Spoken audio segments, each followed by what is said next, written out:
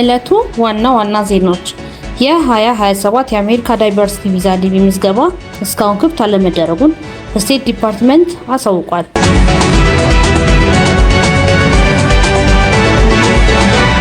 እምቢ ለጦርነት ማለት አለበት የትግራይ ምሁራንና ባለሙያዎች ማህበር። እንዲሁም ሌሎች ዝርዝር ትንተናዎችን ከኛ ጋር ይከታተሉ። የ2027 የአሜሪካ ዳይቨርሲቲ ቪዛ ዲቪ ምዝገባ እስካሁን ክፍት አለመደረጉን ስቴት ዲፓርትመንት አሳውቋል። ምዝገባ ተጀምሯል የሚሉ የማጭበርበሪያ መልእክቶች የተዘዋወሩ እንደሚገኙ እንዲሁም አንዳንድ ግለሰቦችና አገልግሎት ሰጪዎች የምትመረጡበትን እድል ከፍ እናደርግላችኋለን ክፈሉ በማለት የማጭበርበር ተግባር ውስጥ እንደተሰማሩ ገልጿል። ምዝገባው ገና ይፋ እንዳልተደረገ የገለጸው የአሜሪካ ስቴት ዲፓርትመንት የምዝገባ ቀኑና ለውጥ ስለሚደረግበት የዘንድሮ ፕሮሰስ ዝርዝር መረጃ ዝግጁ ሲሆን ይፋ ያደርጋል ብሏል። አሜሪካ በዚህ ዓመት ለዳይቨርሲቲ ቪዛ ምዝገባ $1 ማስከፈል እንደምትጀምር አሳውቋል። ማሳወቁም አይዘነጋም።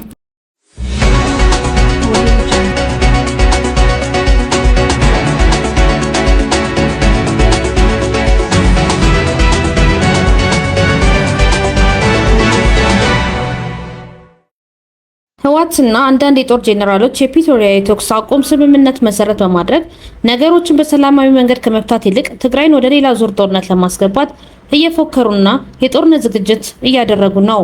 የትግራይ ምሁራንና ባለሙያዎች ማህበር GSTS በትግራይ አንዣበበው የጦርነት ዳመና በሰላማዊ መንገድ እንዲፈታ ጥሪ አቀረበ።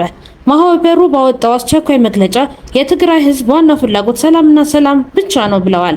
ከጫፍ እስከ ጫፍ ያለው የትግራይ ህዝብ ጦርነትና የጦርነት ወሬ መስማት አይፈልግም ያለው ማህበሩ ህወሓትና አንዳንድ የጦር ጄኔራሎች የፕሪቶሪያ የተኩስ አቁም ስምምነት መሰረት በማድረግ ነገሮችን በሰላማዊ መንገድ ከመፍታት ይልቅ ትግራይን ወደ ሌላ ዙር በማስገባት እየፎከሩና የጦርነት ዝግጅት እያደረጉ ነው ብሏል። ህዝብን የሚመራ አካል ጦርነትን ለማስቀረት ይጥራል እንጂ ወደ ጦርነት የሚያመሩ ንግግሮችንና ተግባራትን መፈጸም አለበት በማለት የክልሉ ጊዜያዊ አስተዳደር ወቅሷል። አሁን በአካባቢው ያንዣበበ ያለውን የጦርነት ድባብን ለማስቀረት ህዝቡ በትግራይ ኃይሎችና በአፋር ያሉ የታጠቁ ኃይሎችን እንዲሁም የዲያስፖራው ማህበረሰብ ለሰላም መቆም እንዳለባቸው አሳስቧል። ማህበሩ የአመራር አባል የሆኑት ዶክተር ገብረኪዳን ገብረስላሴ ለዶቼ ቬለ ሬዲዮ በሰጡት ማብራሪያ ምን አሉ? የትግራይ ህዝብ ፍላጎት ሰላም ነው። ሁለተኛ ጦርነት እንዳይመጣ እንጸልያለን። ሆኖም ግን እንደዚህ አይነት ጥሪ የጦርነት ጥሪ የሚያደርጉ በሁሉም ወገን ካሉ ወጣቱ የዚህ ሰለባ እንዳይሆን ህዝባችንም በሰራዊትም ያሉ አንዱ ሀራ መሬት የሚባል አለ።